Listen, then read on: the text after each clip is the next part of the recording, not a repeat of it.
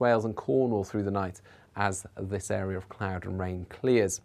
A touch of frost then with clear skies through the night, and actually behind this cold front the air is turning colder. It's coming from the north, and as a result Thursday will be a bit chilly.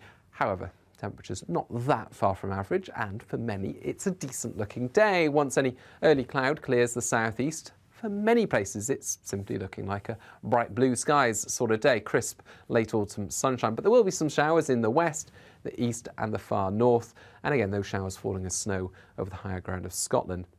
But by Friday and Saturday the weather turns windier, wetter and colder. Canary Islands sponsors the weather.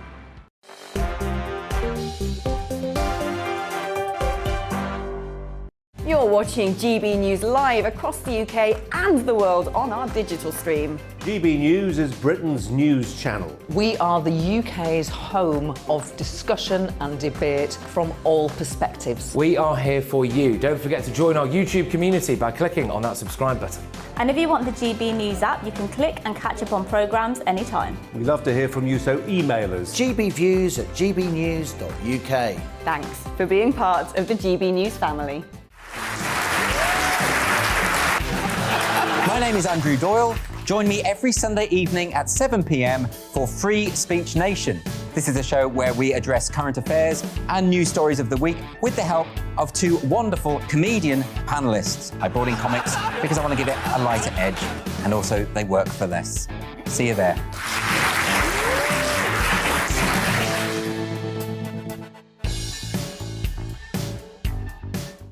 Join my show Farage, 7 p.m. till 8 p.m. Monday through Thursday, and there you will get opinion, analysis, debate, and I'll cover stories that nobody else dares to touch.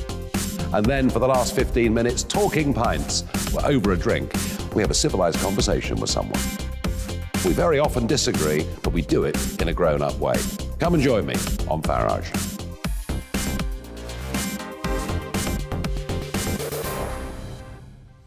I'm Colin Brazier. I've reported from more than 70 countries around the world, covered wars from Afghanistan to Iraq, from Lebanon to the Balkans. I'm trying to bring that experience, that feel for events, to the studio. And something else, I'm ready to give an opinion. Today's stories with a spark. Brazier from 8 p.m. weekdays on GB News.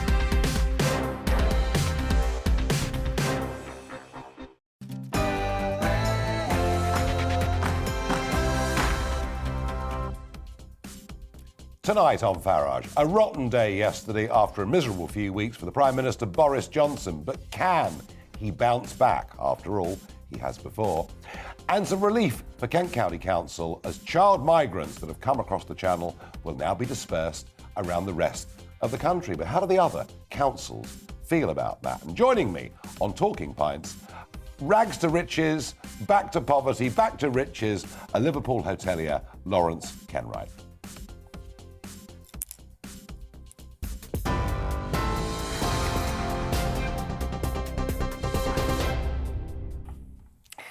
Good evening. Your latest news headlines on GB News. A series of new restrictions to try to curb the spread of coronavirus is being introduced in Northern Ireland. Stormont ministers are asking citizens to work from home, limit social contact and to meet outdoors where possible. The Northern Ireland executive says intervention is required because hospital admissions are rising. Deputy First Minister Michelle O'Neill says the time to act is now. This is our best chance, actually, at avoiding further restrictions down the line. This is absolutely our best chance. So that's why we're asking people to comply, and we're with certain measures, but also that we're reinforcing measures, particularly around the work from home message if you can. We're really appealing to those that can work from home to please work from home, and equally I'm appealing to employers that where your staff can work from home, please facilitate that. Meanwhile, Scotland has announced it's not extending its vaccine passport programme to include more venues. First Minister Nicola Sturgeon confirmed the current scheme will, however, stay in place for at least another 3 weeks. Passports are needed for late-night premises with dance floors and indoor seated events of up to 500 people. But from the 6th of December, people will only have to show proof of a negative lateral flow test. A post-mortem has confirmed a mother of two killed in Somerset died of multiple stab wounds. Jennifer Chappell and her husband Stephen were both found with serious injuries at their home on Sunday while their two young sons were asleep in the house. The two adults died at the scene. Police arrested two men. One has been released under investigation. Meredith Kircher's killer has been freed from jail after serving most of his 16-year prison sentence. Rudy Guede was convicted of murdering the 21-year-old British student in Italy in 2007. He was due to be released in January next year. The case gained international notoriety after Meredith's roommate Amanda Knox and her boyfriend Raffaele Solicito were imprisoned for the crime before being acquitted in 2011. And His Royal Highness Prince Charles has opened a new research centre for drugs giant AstraZeneca. He was given a tour of the labs at the £1 billion headquarters in Cambridge. AstraZeneca has so far made 2 billion doses of its COVID. It's now working on releasing a new coronavirus antibody treatment. That's all from me. I'm back in an hour. Let's get back to Nigel.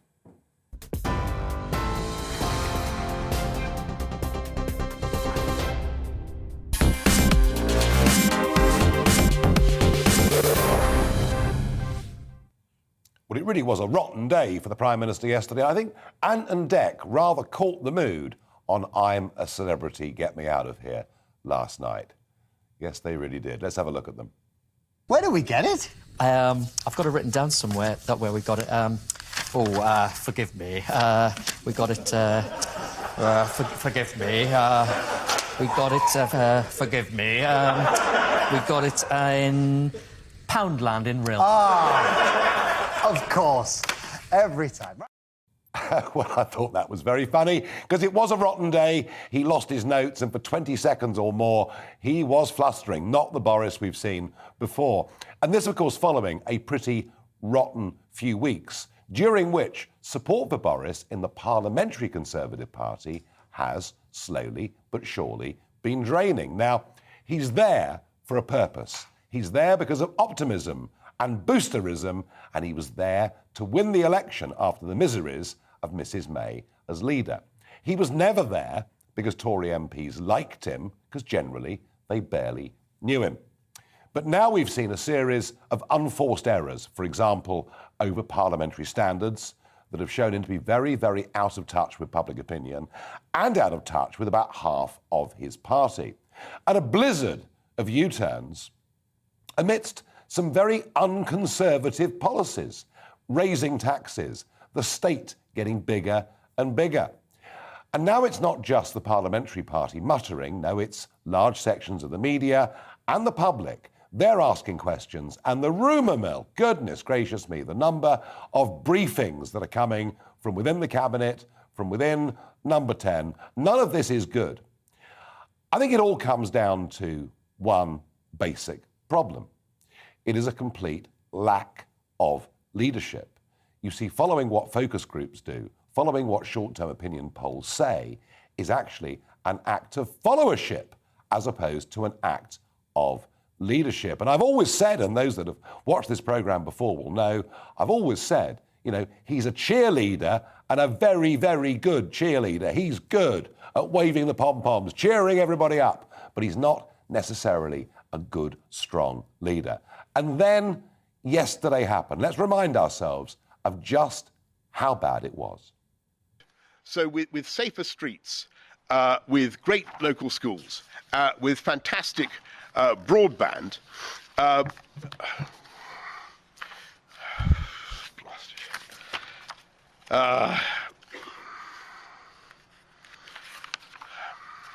forgive me. Forgive me. Forgive me.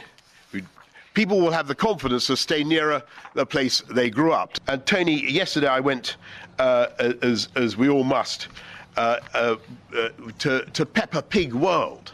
I don't know if you've been to Peppa Pig World. Who's been to? Hands up, anyone who's been to Peppa Pig World? Not enough. I was a bit hazy what I would find at Peppa Pig World, but I loved it, and Peppa Pig World is very much my kind of place. Well, I have to say, it's the kind of thing that Boris used to do, and we all used to laugh. But we're not laughing now, because frankly, it wasn't only unfunny, it was frankly cringeworthy. That's certainly how I felt about it, how everyone I spoke to felt about it, and clearly the audience at the CBI did as well. And the whole speech was ill-judged, poorly planned, chaotic. But I sensed something else through the 20 seconds or so of shuffling the papers and saying, forgive me, forgive me, forgive me. I don't think the Boris of old, and I do know he's been under the weather for the last week, and I understand that, but the Boris of old would have managed to laugh his way through it. And I just wondered yesterday whether what we were seeing was somebody who's beginning to lose their confidence. And it happens to people, it happens to sports people, it happens to business people, it happens to people in politics. I felt yesterday was the first sign that his confidence had gone. Now, this is a man who has been in the news for a very long time, some decades, and he's been through many tough times before. Oh, he's been sacked several times, sacked from publications, sacked from office. It's happened regularly to Boris Johnson, and goodness gracious me, he's been through his fair share of scandals, and yet he's always managed to come back, and every time he comes back, he seems to have an even bigger job than he had before.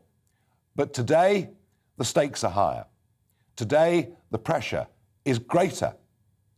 Can Boris now bounce back? Is there some big, dramatic reset planned within the next couple of weeks? I have to say, personally, I do rather doubt it. Love to know what you think. Please, GBviews at gbnews.uk and at GBnews on Twitter. Do tell me what you think. And also, of course, you can send in your Barrage the Farage questions for the end of the show.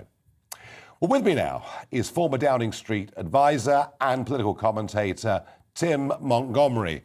Tim, a man who, if we cut through the centre of you like a stick of rock, it says Conservative right through the middle of you. You love the party, you believe in the party, you want to see it do well, you know all of the key players. What's your analysis of where Boris is personally? I mean, there was that question from a reporter, how are you, Mr. Johnson? What's your analysis, Tim, of where he is personally and where he is, please, within the party? Good evening. Good evening, Nigel. Well, I think you asking the question in the terms that you have is absolutely spot on, asking how he is personally. And I don't want to dwell on the individual characters particularly in this, but if you go from a setup where you were effectively married to someone who knew you for a number of years, who almost acted as your mother as well as your wife in many respects. That's Boris Johnson's former wife, Marina Wheeler, who I got to know quite well over a number of years when I was working as sort of private advisor to Boris Johnson. You go from that setup and you form a relationship with a much younger woman who doesn't know you so well. You become estranged from your children. Now, that's enough for anyone to go through that kind of upheaval when the rest of their life, their job is on a sort of a routine path, if you like. But to take all of that on, to lose that rock of stability in your personal life, to move to a very much more volatile situation, young children on the way, and you become Prime Minister at a time when big issues like Brexit and COVID have to be handled. I think your question is absolutely the right starting point. It's the chaos in the behind the scenes in Downing Street before you get to anything else, before you get to the quality of advisors, whether he's surrounded by too many yes people. I don't think you can begin to understand what's going wrong if you don't, first of all, reflect on the enormity of that. Yeah, and of course, Tim, he had COVID very badly. He was really genuinely very seriously ill. Yep. I also noticed, I mean, there was this big, few months ago, Boris, you know, I've given up the booze, I've given up cheese, pictures of him out running and cycling and losing weight. And he seemed yesterday to have put back on, I thought, a substantial amount of weight. Yeah, well, all of us struggle a little bit with weight at various times. And yes, it is hard to lose weight. And I suspect, you know, the pressures that he's under, comfort eating is a natural thing as well. Yes, so it's an added pressure when there are enough pressures upon him already. Yeah, I mean, look, you know, I'm not gloating over his discomfort in any way, but I'm with you. I think he looks... I thought yesterday he looked slightly troubled. I thought his confidence had gone ever so slightly. There's no way, Tim, the Boris that you've known for years, if he'd lost his place in a speech, he would have turned that into the most enormous joke, wouldn't he? Yesterday... Of course he would, yeah. Yeah. Yesterday... And we all know that we underperform when we're tired. And you mentioned his weight. I've mentioned his, his personal circumstances. Yeah. The estrangement from his children, which I think still persists. You know, they really, as often children do when a relationship breaks down, they take the side of their mother against the father who's walked out of the setup. Yeah. You take all of that, and he just looks like a tired man. And, you know, to be prime minister, to be leader of the country is difficult at any time, but it's particularly difficult at the moment, given the scale of the various challenges that we face. And it's made harder. Let's put all that just aside for 1 minute. I think it's the most important explanation of what we're facing. But then you sort of add in the fact that he's got a fairly lightweight cabinet. He hasn't got the biggest beasts of the Conservative Party inside his team. Both you and I supported Brexit. I thought the decision to get rid of the anti-Brexit ministers at the time of the autumn of 2019 was the right decision. You couldn't continue to have ministers at the top of government thwarting the will of the people. But some of the people that were dumped at that time should, I think, now have been brought back into government. I think we should have had some of the big beasts of government back at the top table, helping the government navigate these difficult times. And instead, I'm afraid we still have a lot of people who just don't have the experience of government that these challenging times demand. And they're non-entities, many of them. I mean, they really, really are. Tim, I think there's some real talent on the backbenches. And as you say, Brexit now within the Conservative Party, pretty much a settled issue. So, yes, he should be looking for talent, for experience. Tim, he's been through bad times before. Sackings, scandals, he's been through the lot. He's managed in the past to emerge through it all with a laugh and a smile. He's brushed it all off, and he always comes back to a higher, bigger, better office in some way.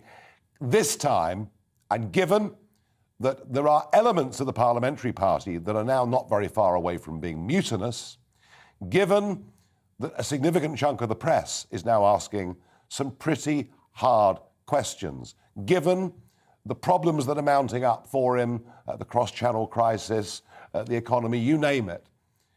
This time, in your opinion, can Boris bounce back? Oh, Nigel, I didn't predict Brexit would happen. I didn't predict that Trump would be elected. I didn't predict that Corbyn would become leader of the Labour Party. Don't ask me to do predictions, but let me answer your question in this way. I think Boris is still a political commodity that he can win the next election. I think Keir Starmer is still so weak that Labour's absent in Scotland. But go back to where you began, the shambles in the government. Yeah. The last time the Conservatives had a majority of this size was the 1980s. I don't care much about the next general election at the moment. I care about the fact that we are wasting this parliamentary majority of 80. We could be using this to reform the public services, to simplify the tax system, to begin to ensure that parents get the education that their children want. And we are zigzagging through this time. And that's what infuriates me. But this is because of a lack of leadership from Boris Johnson. The government's drifting. Absolutely. And so, yes, he's an election winner. But the problem is, we know he was an election winner. He's always had that gift. The question has always been, is he a capable Prime Minister as well? And that's what the great frustration is. Month by month by month, I'm afraid the answer to that question has to be no. Can he turn around that? That's the question. I hope the answer to is yes. I increasingly fear it's no. Tim Montgomery, thank you very much. And that indeed is the question we're asking our audience to answer tonight. Thank you for joining us here on GB News again. Good to see you. Now, the pressure on Kent County Council has been enormous. As we know, we've documented this all week, very large numbers of people illegally crossing the English Channel, including some children. As a percentage, it's tiny, but still a real problem. Kent Social Services completely overwhelmed and having to put children into hotels, not an ideal situation. So the government overnight have decided to change the system, and they are effectively going to allocate numbers of migrant children to councils around the country, giving them a couple of weeks to appeal back against this if they want to. And Kent County Council, Roger Goff in charge of the council, he was delighted this morning about this, and I'm not surprised. But how does the rest of the country feel about this? Well, I want to go back up to Sunderland in the northeast, and there's a reason for that. There are 17 times more migrants overall being settled in the northeast of England than are being settled in the southeast of England. So, in a sense, the Channel crisis is now being felt in virtually every town across the country. So let's go to Sunderland and speak to some local officials up there. I'm hoping to be joined by Paul Donaghy, councillor for Washington South Ward in Sunderland. Paul, good evening. Good evening, Nigel. And I'm also joined by Sam Johnson, councillor, again on Sunderland City Council for St Peter's Ward. Sam, let's begin with you. So the government are saying to you, you must take some of these children. But on top of that, there are hotels, there are private residences in Sunderland that are currently housing people who've recently come across the Channel. As a local councillor, Sam, are you happy with that? Yes, I think, when people arrive in this country, we have a responsibility to look after them and take care of them. We can't just leave them to fend to their own devices. But we must be clear here still, we're talking about very small numbers. The last estimate of the number of asylum seekers in Sunderland was 400, which is a percentage of the population is very low. And I think we have the responsibility to look after those people, and we also have the capability to do it. And you'd be perfectly happy then, Sam, if next year it's another 1,000, because it still would be quite a low percentage, yeah? I think, 1,000 again is quite a low percentage, but what we have to talk about again is, there isn't the latest announcement you're talking about from the government last night said quite clearly it was talking about unaccompanied children. Yes. And it said that local authorities would not have to accept any children once the number of unaccompanied children reached 0.0% of their overall child population. So let's be clear, despite the announcement, we're still talking about very small numbers that can be managed by top-tier local authorities. I accept that point. In terms of the sheer numbers of children, it is a small number, but there is a bigger issue going on here. And, Sam, as you know, the numbers that have crossed the Channel illegally so far this year are treble what they were last year, with no sign of this problem easing. Let's get Paul Donaghy's opinion on this. Paul, it's a very small number of children, and even the 400 people who are claiming asylum that are currently being put up at the taxpayers' expense in Sunderland, it's such a low percentage that you really shouldn't be worried about it. How do you feel on that? Personally, we need to be prioritising our local residents first. We've got homeless in Sunderland. We've got a homeless charity called Sunderland Community Soup Kitchen, who feed on average 25 to 30 people a night. We need to look after our own residents first. Priority should be given to local residents.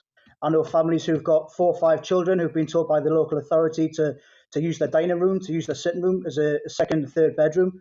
I understand children need to be taken care of. And Sam is right, we have got a duty of care to take care of these children. But some of these children, we're talking about 14, 15-year-olds, and we can't verify the age. To me, that's a security issue. If you put these children into our system, you have to be able to identify who they are. We've got to take care of our own children. I understand the point that we need to take care of these people, but we need to make sure we know who they are as well. Well, that is, of course, the big security point, and the thing that really I'm furious about, and this doesn't apply to the children, but you know, the huge number of undocumented young males that are coming into the country is a big security issue. But Sam, back to you. I mean, depending how you measure these things, but, you know, the government figures suggest that up to 37% of children living in Sunderland are living at or below what would be known as the poverty line, and that there is a very substantial weight in Sunderland, in the North East, as there is across the country, to get on the council housing list. Do you understand why, you know, uncontrolled numbers, and albeit you may say it's small in percentage terms, but do you understand why uncontrolled numbers of people coming into the country, living here year after year, claiming asylum, and even when they fail being allowed to stay, can you understand why people are getting upset about this? Absolutely. And let's be clear. For all I'm saying we're talking about small percentages, that doesn't mean we can't not control the border. And I'm glad the government now, through agreeing a new deal with the French, are looking to control this. But yeah, they are. I can promise. Sam, how many times have we heard that? Look, the fact of the matter is we are reliant on the French to pull their weight. This government is trying to control it. And they understand as well that local residents in Sunderland, in any town across the country, do face their own problems. They do need housing, and they do need support themselves from local authorities. And that's why the government is trying to get it under control. And it's why, as local councillors, Paul is right, we must be privy as well to the needs of our residents and make sure that they are looked after by the authority that they are paying their council tax to. All right. And Paul, a final word to you. Are you as optimistic as Sam that the government have got to deal with the French and that these problems are going to ease quickly? Personally, I wouldn't be paying France a penny. France have got to stick to their side of the bargain. France need to do more on their own borders to stop the migrants coming through in the first place. We need to stop the incentives. We need to stop the pot of gold at the end of the rainbow, if you will, that the migrants are coming here to get. We need to knock that on the head. And France need to pull away. I wouldn't give France a penny until they Gentlemen, pull the finger out. Thank you for that debate. Sam Johnson, Paul Donaghy, two Conservative councillors. They're on Sunderland Council. And in a way, the difference of opinion between them perhaps sums up the problem that the Conservative Party at a national level has got. They are very, very deeply split on this issue and how to deal with it. After the break, the Brit Awards will be dropping gender categories. Is that really a good thing for performing artists? Does it actually make sense?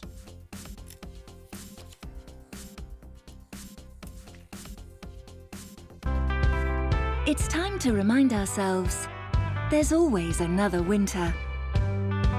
Canary Islands sponsors the weather. Hello again. There'll be some rain moving south into northwestern parts of the UK overnight. Otherwise, a lot of dry weather. A lot of cloud, I think, but where we do get some clear spells, especially towards the south, some frost and fog is to be expected. So across southern parts of England, perhaps parts of Wales where we get some cloud breaks, touch of frost and some dense fog patches forming overnight. Otherwise, a good deal of cloud and rain pushes into northern and western Scotland as well as Northern Ireland.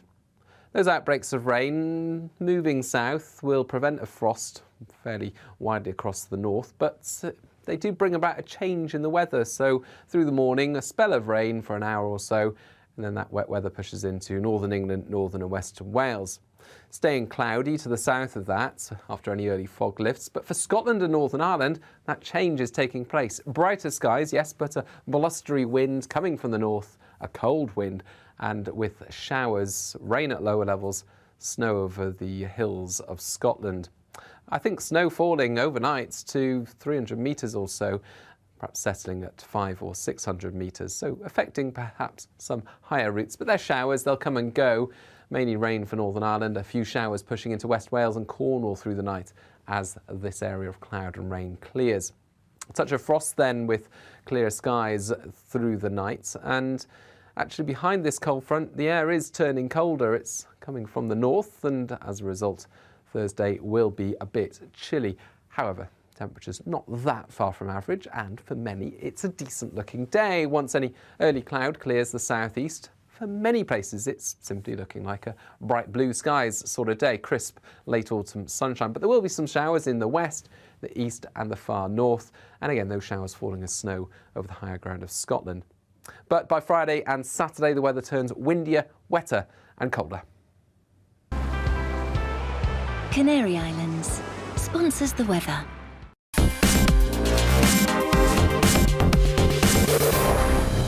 You're watching GB News live across the UK and the world on our digital stream. GB News is Britain's news channel. We are the UK's home of discussion and debate from all perspectives. We are here for you. Don't forget to join our YouTube community by clicking on that subscribe button.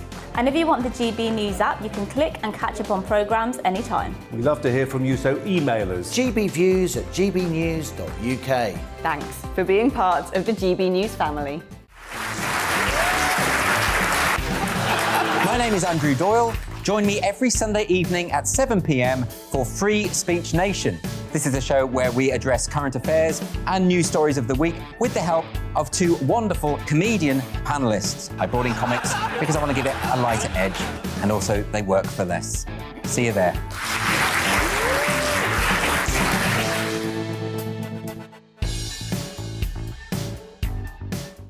Join my show Farage, 7 p.m. till 8 p.m. Monday through Thursday, and there you will get opinion, analysis, debate, and I'll cover stories that nobody else dares to touch. And then for the last 15 minutes, talking pints. We're over a drink. We have a civilised conversation with someone. We very often disagree, but we do it in a grown-up way. Come and join me on Farage.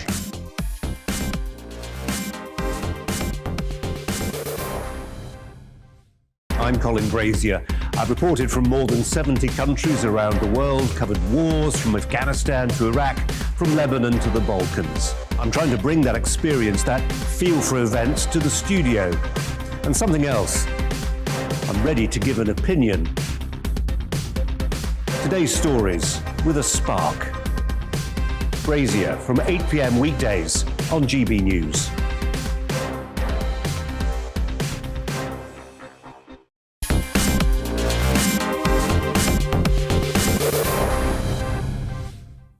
Can Boris bounce back is my question today. One viewer says the only way Boris could bounce back is if he actually starts being a Conservative. Goodness gracious me, wash your mouth out with soap and water.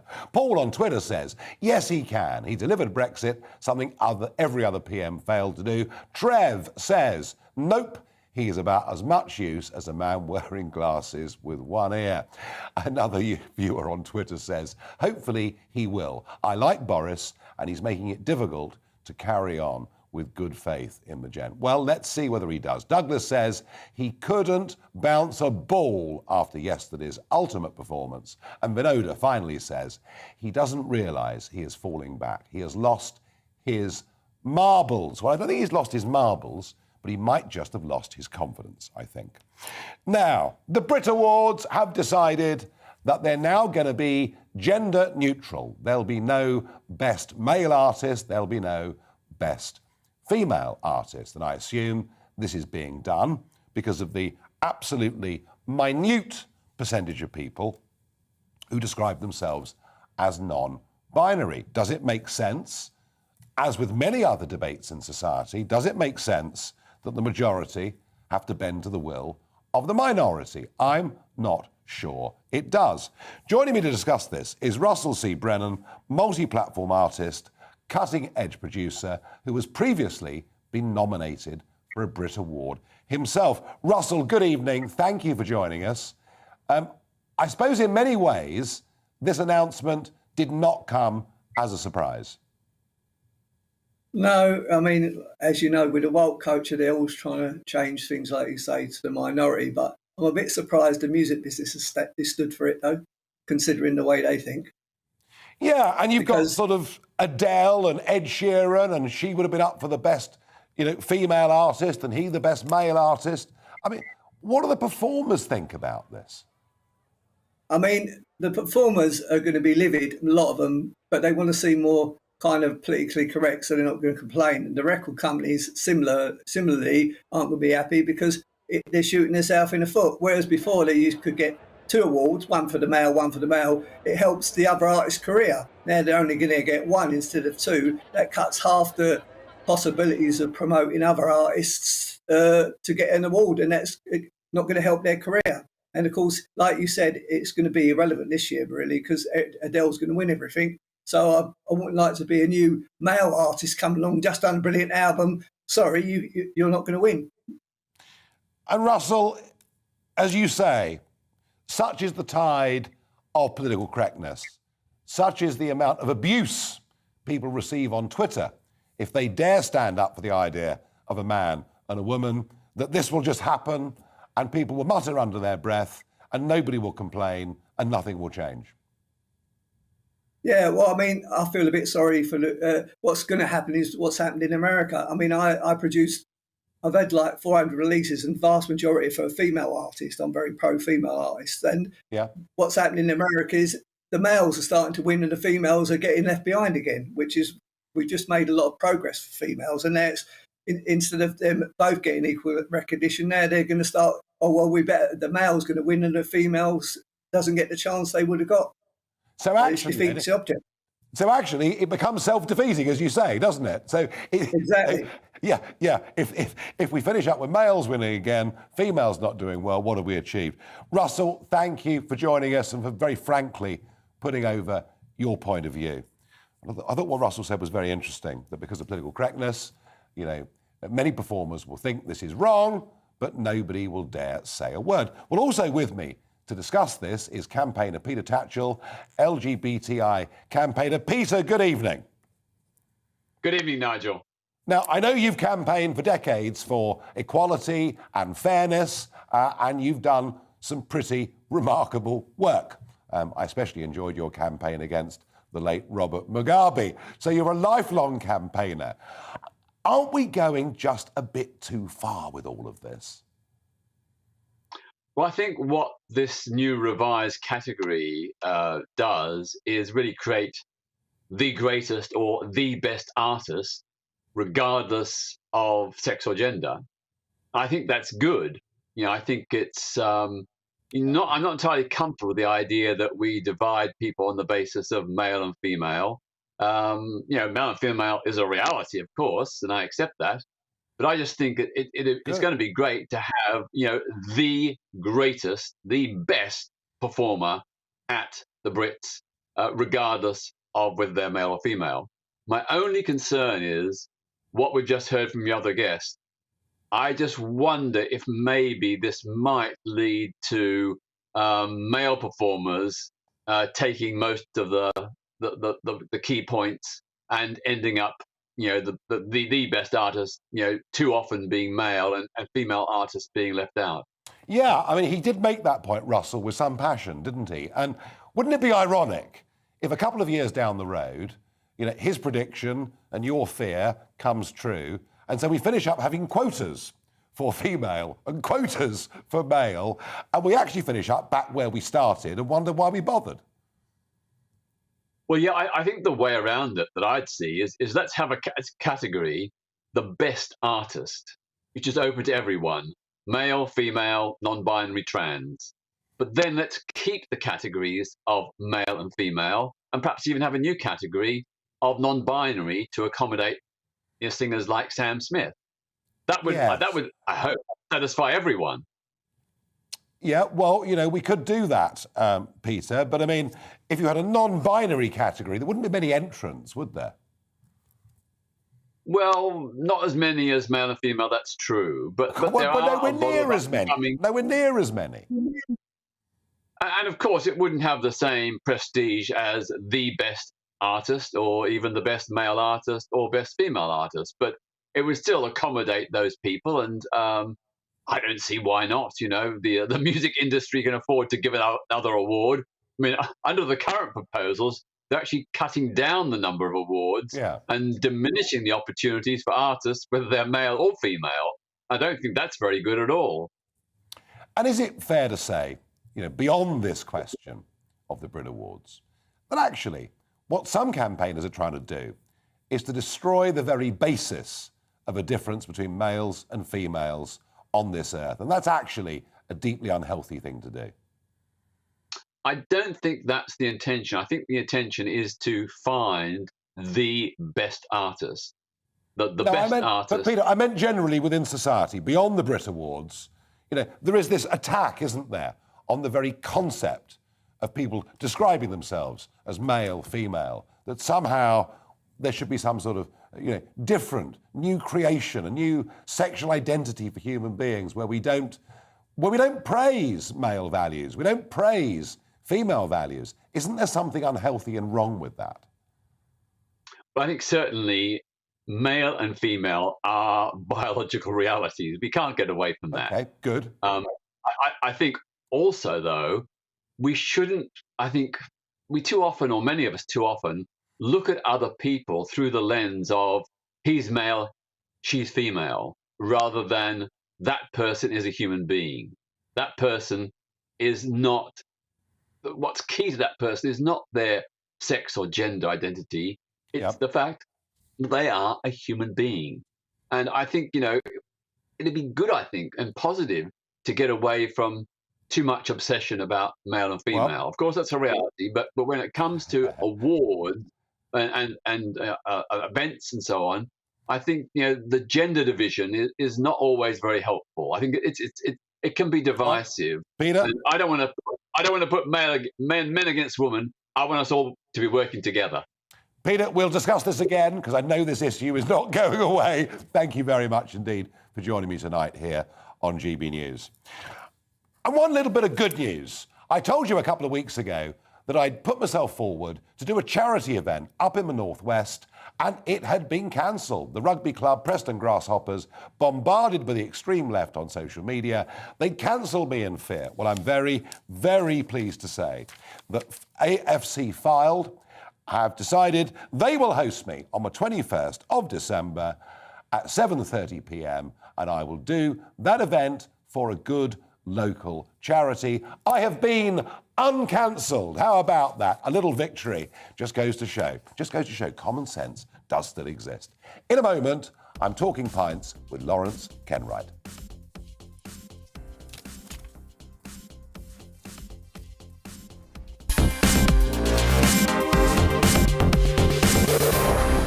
You're watching GB News live across the UK and the world on our digital stream. GB News is Britain's news channel. We are the UK's home of discussion and debate from all perspectives. We are here for you. Don't forget to join our YouTube community by clicking on that subscribe button. And if you want the GB News app, you can click and catch up on programmes anytime. We love to hear from you, so email us. gbviews@gbnews.uk. Thanks for being part of the GB News family. My name is Andrew Doyle. Join me every Sunday evening at 7 p.m. for Free Speech Nation.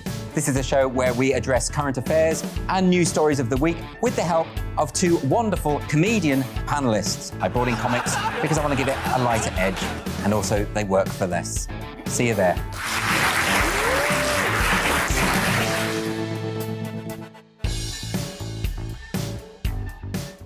Join my show Farage, 7 p.m. till 8 p.m. Monday through Thursday, and there you will get opinion, analysis, debate, and I'll cover stories that nobody else dares to touch. And then for the last 15 minutes, talking pints. We're over a drink. We have a civilised conversation with someone. We very often disagree, but we do it in a grown-up way. Come and join me on Farage.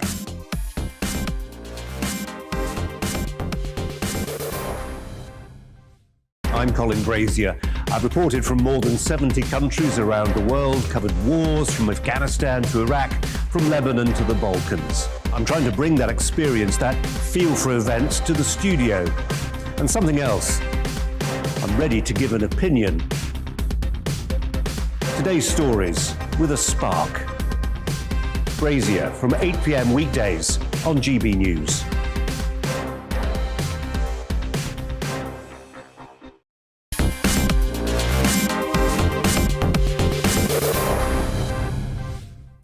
The GB News pub is open, thank goodness for that. It's Talking Pints, and I'm joined by Lawrence Kenwright from Liverpool. Hotelier, entrepreneur, cheers. Cheers. Welcome. Reading through your life history, Lawrence, reminded me a bit of the Frank Sinatra song. That's life, you know, riding high in April, shot down in May, and you've lived this amazing roller coaster. Sure. And we're going to get on and talk about Signature Living, this extraordinary hotel concept that you've got, which clearly is very successful, though the pandemic and the lockdown didn't make it easy.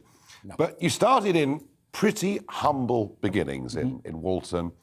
You dropped out of school, even though you could have done well. And you began shoveling manure. This was your first job. It was.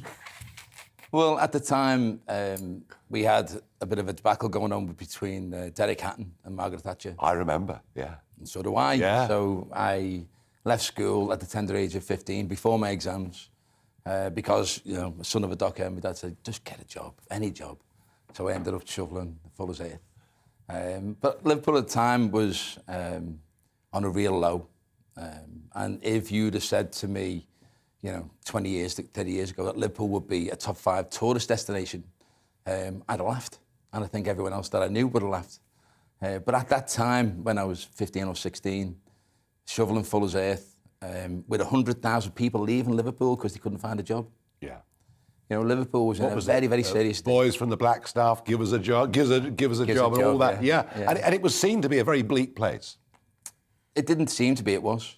It was a horrendous place to get a job. It was a horrendous place to try and carve out some form of career. You know, I'm son of a docker, son of a coat worker.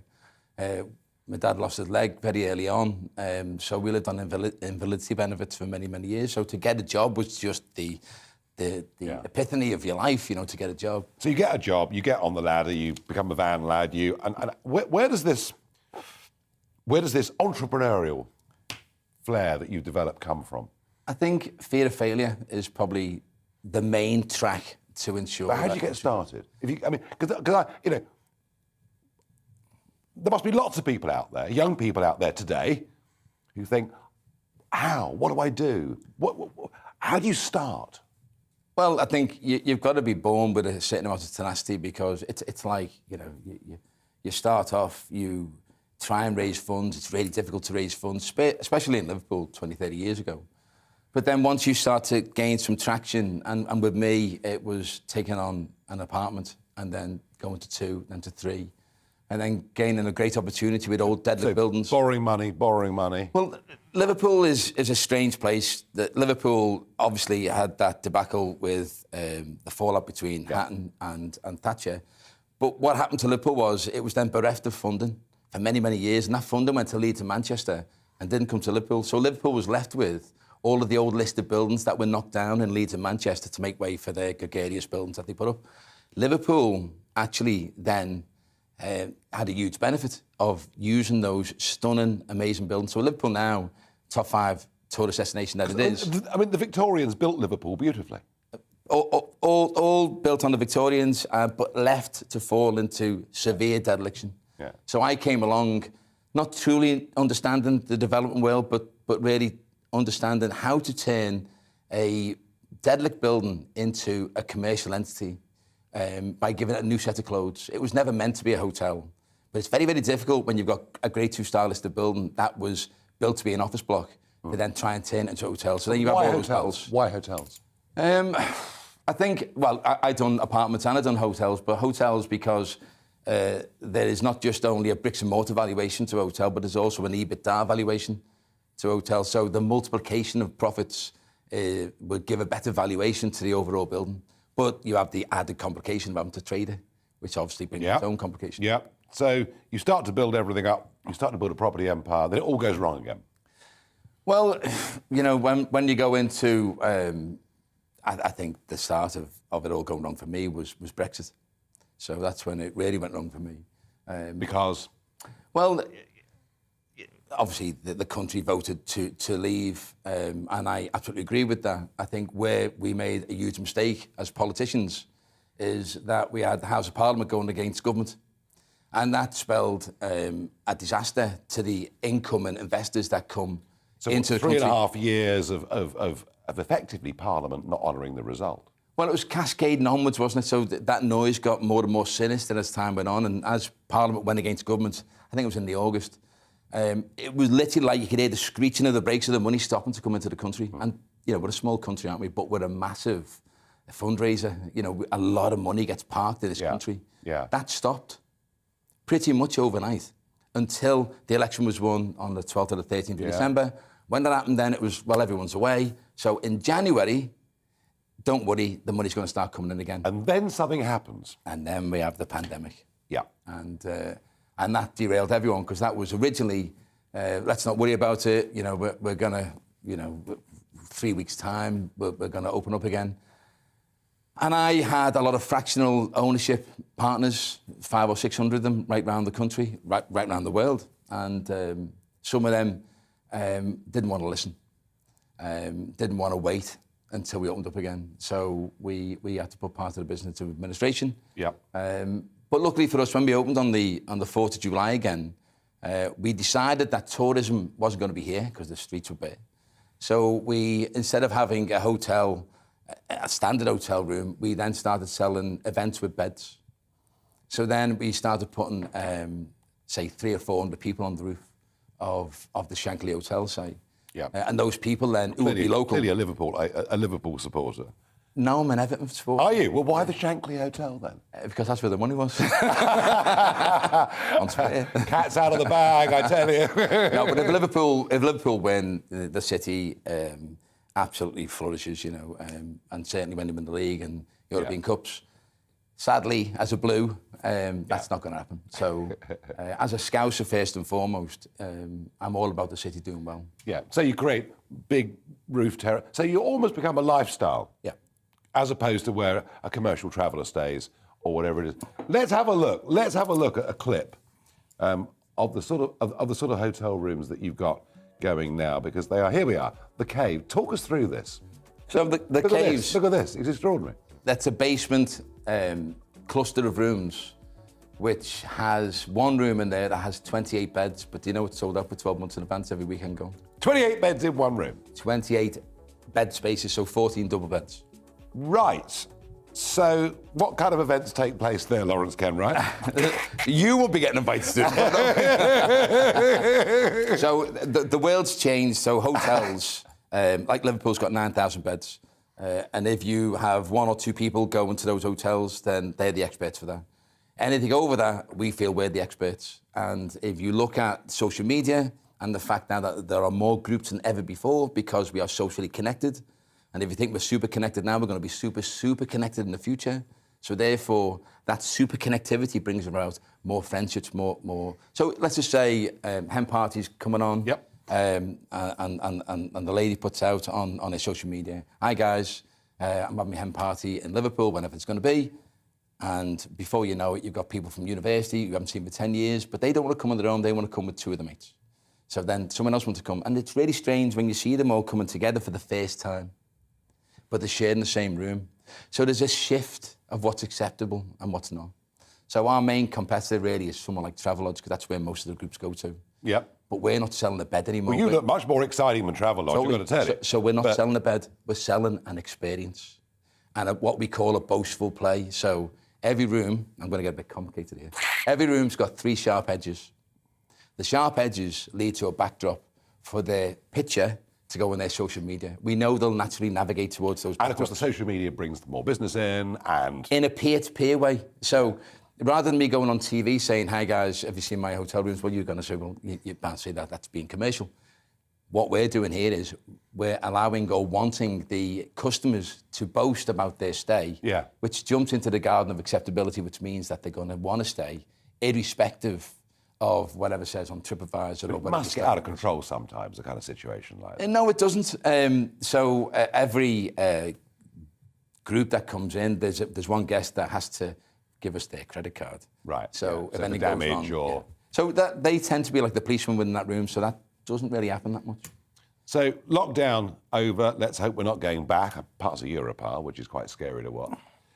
You must be making a fortune with this. Well, I think we got a bit of a winter of discontent because a lot of people don't really, want to come out now. There's still the older age groups that are still a bit worried about coming out. Yeah. So your midweek punter's not there. Your weekenders, we're 100% every weekend, but we used to be 85% during the week. Now we're about 70% during the week. So it has come down. We're doing far better than anyone else.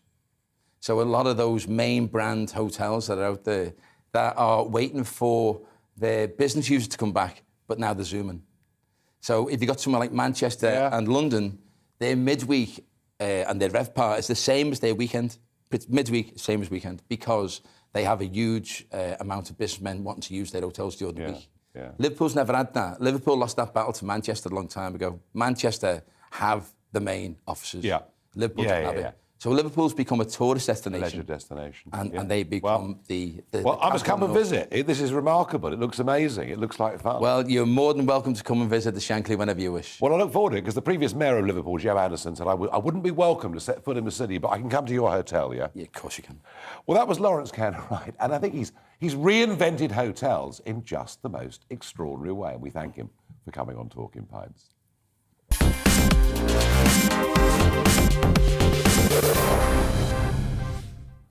We are coming towards the end of the show. It is now time for Barrage the Farage. You send your questions in. I do not get previous sight of them. So here goes. Nick and Katie ask, there are rumours you are coming back to politics. Can you confirm or deny this? All I said was that on the Channel migrant crisis, I predicted this 20 months ago. I told the government we were headed for a huge national problem and now a huge security problem for our country, and they have done nothing about it, and I've kept warning and warning and warning, and sure enough, it's now the #1 issue in British politics, and it's put the government in big trouble.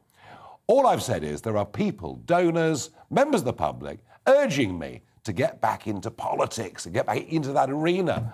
I did it for 25 years. I'm enjoying very much being here at GB News, a brand new TV station that wants to try and change public debate in this country, and that I think is very, very important. Never say never, never say never. My gut instinct is not to go back into politics, but I can never say never. Who knows how bad this crisis may get. Rich asks me on GB Views, have you ever been to Peppa Pig World? No, I've never been to Peppa Pig World. You been to Peppa Pig World, Lawrence? No, he's never been. It was odd, wasn't it, that Boris chose somewhere in Hampshire to talk to an audience in the northeast about, which shows you just how out of touch he is. Alan asks, do you think the UK will ever have a fairer voting system than first past the post? The trouble with this country is to get any change through is difficult because the establishment status quo don't want change. First past the post for me is bankrupt. It belongs back in the 19th century. We need something much more reflective of the way people vote. And if we did that, we'd engage a lot more people, particularly young people, I think, into the system. Last question. Mike asks me, would the HS2 and foreign aid money be better spent on defence and border control? Yes, yes, yes. HS2, the only bit that was of any value was the bit from Birmingham up through the East Midlands, up through to Leeds. But that's the bit they're not going to build. So there we are. We are done for today. I'm going to be back with you tomorrow when we'll take on the big issues of the day. No doubt with the weather forecast as it is, the Channel migrant story will be back tomorrow in a big way. Coming up next, it's Colin Brazier. First, though, that all-important weather. Good night. It's time to remind ourselves there's always another winter. Canary Islands sponsors the weather. Hello again. There'll be some rain moving south into northwestern parts of the UK overnight. Otherwise, a lot of dry weather. A lot of cloud, I think, but where we do get some clear spells, especially towards the south, some frost and fog is to be expected. So across southern parts of England, perhaps parts of Wales where we get some cloud breaks, touch of frost and some dense fog patches forming overnight. Otherwise, a good deal of cloud and rain pushes into northern and western Scotland as well as Northern Ireland. Those outbreaks of rain moving south will prevent a frost fairly widely across the north, but they do bring about a change in the weather. So through the morning, a spell of rain for an hour or so, And then that wet weather pushes into northern England, northern and western Wales. Staying cloudy to the south of that after any early fog lifts. But for Scotland and Northern Ireland, that change is taking place. Brighter skies, yes, but a blustery wind coming from the north, a cold wind, and with showers, rain at lower levels, snow over the hills of Scotland.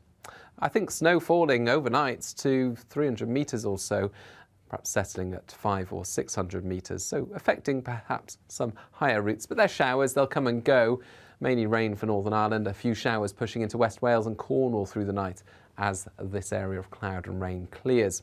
A touch of frost then with clear skies through the night, and actually behind this cold front the air is turning colder. It's coming from the north, and as a result Thursday will be a bit chilly. However, temperatures not that far from average, and for many it's a decent looking day once any early cloud clears the southeast. For many places it's simply looking like a bright blue skies sort of day, crisp late autumn sunshine, but there will be some showers in the west, the east and the far north, and again those showers falling as snow over the higher ground of Scotland. But by Friday and Saturday the weather turns windier, wetter and colder. Canary Islands sponsors the weather. You're watching GB News live across the UK and the world on our digital stream. GB News is Britain's news channel. We are the UK's home of discussion and debate from all perspectives. We are here for you. Don't forget to join our YouTube community by clicking on that subscribe button. And if you want the GB News app, you can click and catch up on programmes anytime.